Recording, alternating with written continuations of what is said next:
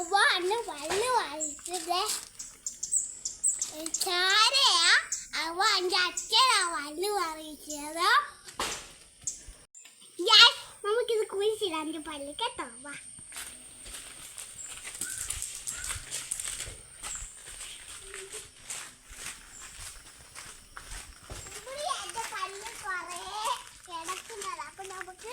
ഇവിടെ എന്റെ ചോരപ്പല്ല് ഇതിനകത്തോട്ട് വെക്കാം. അപ്പൊ അട്ടയൊക്കെ ഉണ്ട് ഇവിടെ.